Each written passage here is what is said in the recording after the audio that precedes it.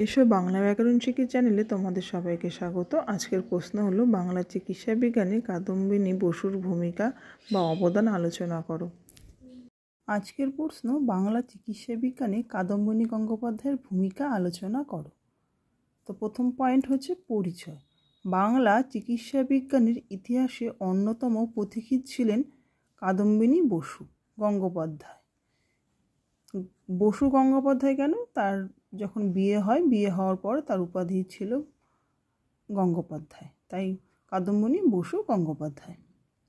অধুনা বিহারের অন্তর্গত ভাগলপুরে 1861 খ্রিস্টাব্দে 18ই জুলাই কাদম্বিনী বসু জন্মগ্রহণ করেন। স্টার মার্কের মধ্যে দেওয়া আছে, সেখানে তার বাবার নাম এবং মায়ের নাম, ওটা আমি লাস্টে লিখেছি। স্টার মার্ক এখানে দিয়েছি, যাদের যাদের ইচ্ছে সেখানে স্টার মার্কের জায়গায় তার বাবার নামটা লিখে নেবে। আমি এটা লাস্টে এখানে লিখিনি, তাই লাস্টে স্টার মার্ক করে লিখে দিয়েছি। তারপরে দেখো, নারী শিক্ষার নানা প্রতিবন্ধকতাকে জয় করে 1878 খ্রিস্টাব্দে তিনি এশিয়ার প্রথম সরকার স্বীকৃত মহিলাদের স্কুল বেথুন বালিকা বিদ্যালয় থেকে কলকাতা বিশ্ববিদ্যালয়ের প্রবেশিকা পরীক্ষায় পাশ করেন। প্যারাচেঞ্জ 1880 খ্রিস্টাব্দে তিনি FA পাশ করেন, কিন্তু কলিকাতা বিশ্ববিদ্যালয় কর্তৃপক্ষ ডিগ্রি প্রদানে গড়িমসি করায় একদল শুভানুধ্যায়ী শিক্ষকের আন্দোলনে অবশেষে 1882 খ্রিস্টাব্দে কাদম্বিনী বসু ও চন্দ্রমুখী বসুকে প্রথম স্নাতক হিসাবে ঘোষণা করে।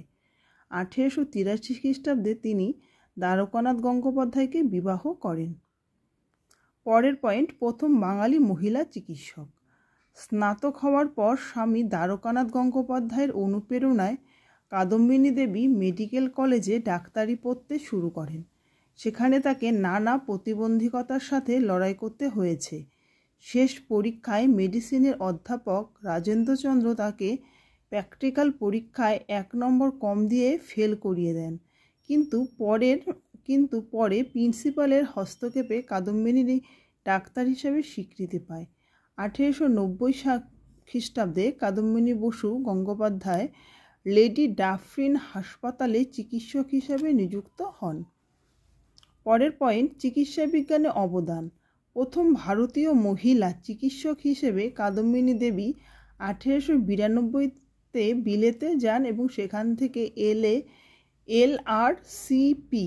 LRCP, এডিনবরা, LRCS, গ্লাসগো এবং GFPS, ডাবলিন উপাধি অর্জন করেন, যা এক কথায় অসামান্য। এই মহৎ প্রাণ চিকিৎসক বহু সামাজিক কাজকর্মের সাথেও যুক্ত ছিলেন। তিনি বিহার ও উড়িষ্যায় গিয়ে সেখানে মহিলা শ্রমিকদের দুঃখ দুর্দশা দেখেন এবং তাদের চিকিৎসা শুরু করেন। এছাড়াও নেপালে গিয়ে মানব সেবা কর্মে নিজেকে নিযুক্ত করেন। প্যারাচেঞ্জ 1923 খ্রিস্টাব্দে 3রা অক্টোবর তিনি আমাদের ছেড়ে চিরতরে চলে যান, কিন্তু এই মহিলা চিকিৎসকের সাহসী মনোভাব ও পরবর্তী প্রজন্মকে এগিয়ে যাওয়ার পথ প্রশস্ত করেছেন। প্রথমে বলেছিলাম যেখানে স্টার চিহ্ন সেখানে যে বাবার নামটা লিখিনি, যেখানে লিখেছি। কাদম্বিনীর পিতা ব্রজকিশোর বসু ভাগলপুর স্কুলের প্রধান শিক্ষক হলেও কাদম্বিনীর শিক্ষা জীবন মসৃণ পথে চলেনি। তো এই স্টার মার্কটা কোথায় বলো তো? যেখানে স্টার মার্কটা ওখানে বাদ ছিল সেখানে। তোমরা এই স্টার মার্কের জায়গায় এটা লিখতেও পারো। তাহলে কাদম্বিনীটা আমি যতদূর পেরেছি ছোট করার চেষ্টা করেছি, কারণ বেশি বড় হলে তোমাদের লিখতে টাইমও লাগবে। তো ভিডিওটা এখানে শেষ করলাম। ধন্যবাদ।